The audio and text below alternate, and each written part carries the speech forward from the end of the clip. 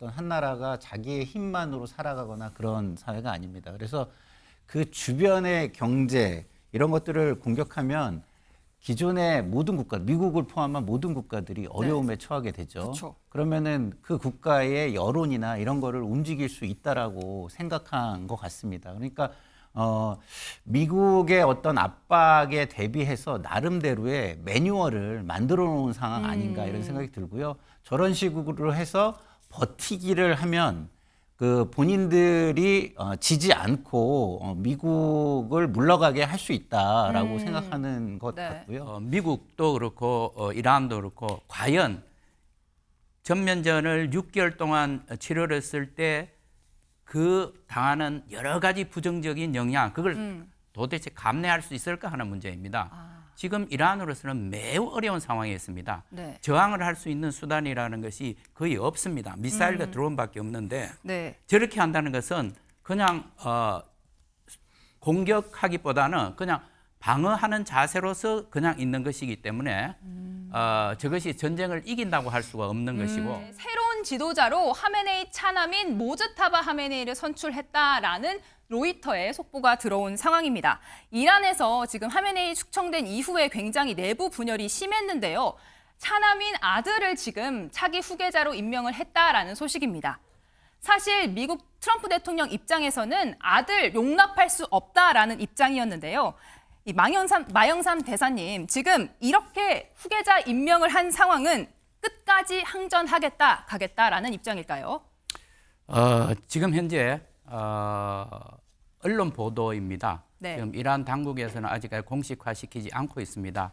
왜냐하면은 지금 보시다시피 트럼프 대통령이 만약에 모즈다바가 된다고 하면은 우리가 결코 가만히 있지 않겠다라는 이런 경고 메시지를 몇 차례 냈습니다. 따라서 신변 안전 때문에 일단은 발표를 하지 않고 있는 것입니다. 그런데 과연 이제 끝까지 갈 것이냐 이 문제에 대해서는 미국 쪽에서도 지금 이제 새로운 상황을 맞기 때문에 네. 이 상황을 놓고서 여기에서 옵션은 없을까라고 아하. 또 들여다볼 것이고 네. 가장 이 문제를 빨리 해결할 수 있는 방법이 뭘까 하는 데 대해서 굉장히 고심할 것으로 생각을 합니다.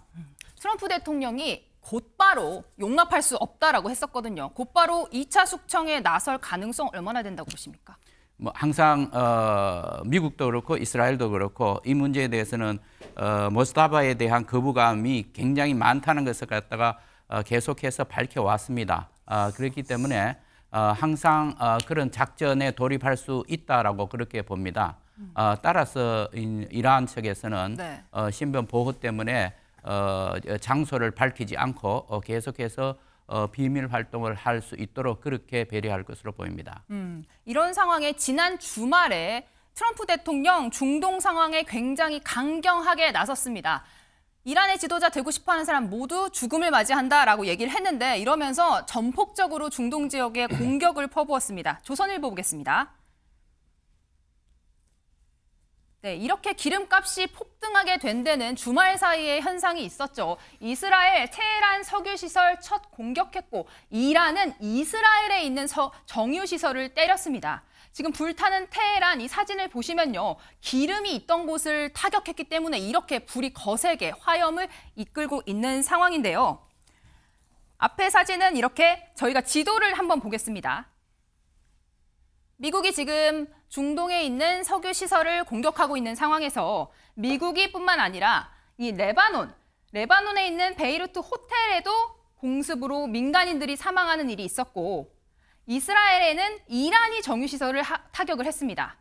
테헤란에는 또 이 미국과 이스라엘이 함께 정유 저장소를 타격하는 일이 있으면서 서로 이렇게 민간인과 정유시설을 타격하는 상황에 기름값이 천정부지로 오르고 있는 상황입니다. 저희가 이 상황 영상으로 준비했는데요. 한번 보고 오시죠.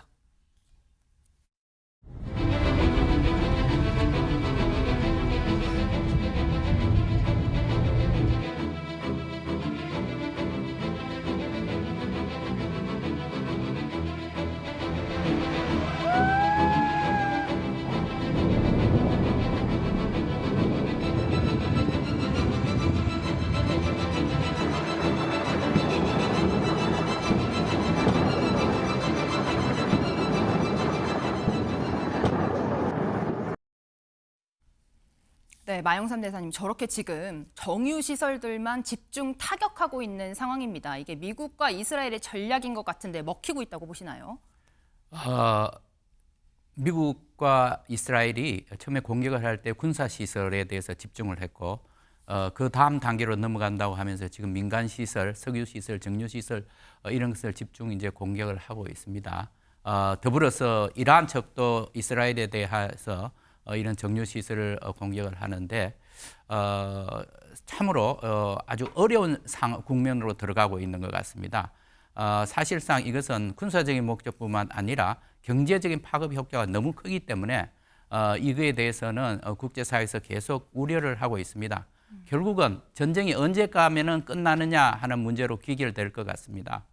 지금 현재 미국 측에서는 4, 6주 이렇게 네. 얘기를 하고 있는데 사실상 미국과 이스라엘 측에서 설정해 놓았던 1차적인 목표가 제가 보기에는 핵 능력을 제거하는 것이고 또 미사일 능력을 제거하는 것입니다. 그렇게 본다면은 앞으로 한 3, 4주 정도가 지나면은 군사적인 목표는 충분히 달성할 수 있을 걸로 봅니다. 그런데 또 한 가지 문제는 뭐냐면은 체제 전환을 시키느냐 하는 문제.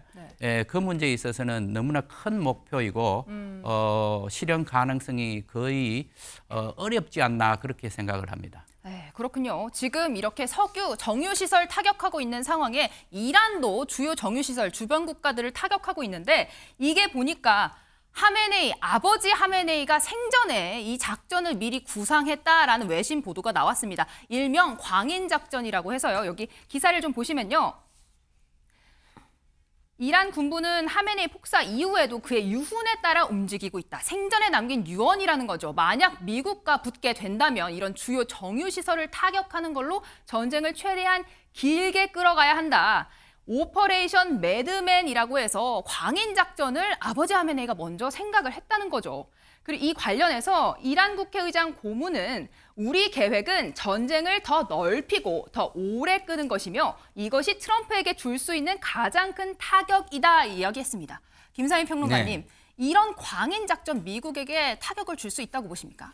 이 지금 세계가 그 상호 의존성이 굉장히 높아져 있는 사회잖아요. 어떤 한 나라가 자기의 힘만으로 살아가거나 그런 사회가 아닙니다. 그래서 그 주변의 경제 이런 것들을 공격하면 기존의 모든 국가, 미국을 포함한 모든 국가들이 어려움에 처하게 되죠. 그렇죠. 그러면은 그 국가의 여론이나 이런 거를 움직일 수 있다라고 생각한 것 같습니다. 그러니까 미국의 어떤 압박에 대비해서 나름대로의 매뉴얼을 만들어 놓은 상황 아닌가 이런 생각이 들고요. 저런 식으로 해서 버티기를 하면 그 본인들이 지지 않고 미국을 물러가게 할 수 있다라고 생각하는 것 네. 같고요.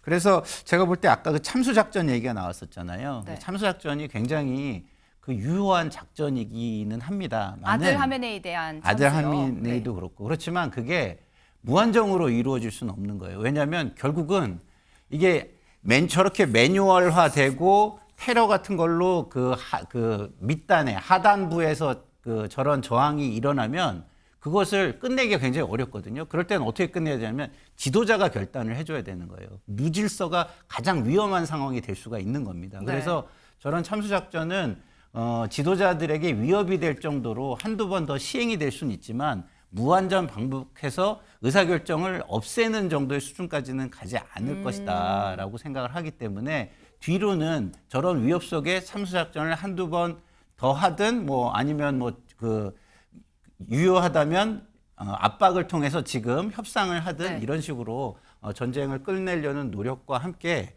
그리고 좀 마 대사님께서 말씀해 주신 것처럼 어느 정도 능력을 제거했잖아요. 핵 능력이나 네네. 어떤 미사일 능력. 그런 것들이 완료됐다는 시점에 일방적인 승전 선언을 할 수도 있을 것 같다 이런 생각이 듭니다. 개인적으로. 예. 이런 상황 지금 광인작전을 수행하고 있는 이란 입장에서는요. 전쟁의 비용을 높이고 있는 상황입니다. 그러면서 이란의 안보수장은 이렇게 이야기를 했는데요. 미국이 지금 함정에 빠졌다라는 이야기도 했습니다. 미국인들의 가장 큰 문제는 서아시아, 특히 이란의 맥락을 이해하지 못하고 있는 점이다라는 건데요. 지금 이란 혁명 수비대도 이렇게 이야기를 했습니다. 최소 6개월 넘게 고강도 전면전을 칠 준비가 되어 있다. 마영선 대사님, 이거 현실적으로 가능하다고 보시나요?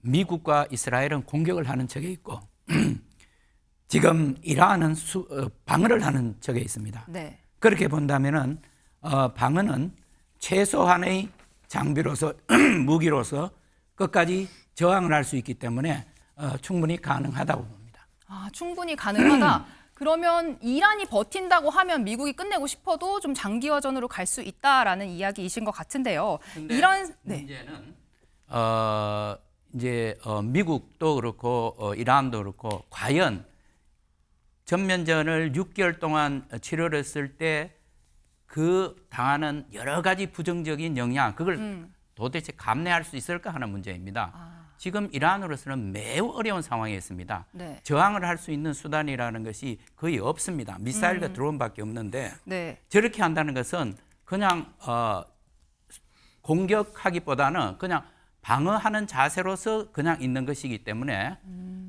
저것이 전쟁을 이긴다고 할 수가 없는 것이고 또 미국의 입장 그리고 이스라엘의 입장에서 볼 때는 어느 정도의 목표를 달성하면 빨리 전쟁을 끝내야 되는 그런 상황입니다. 네. 트럼프 대통령은 미국 국내 정치 때문에 전쟁을 계속 해 나갈 수가 없는 상황입니다.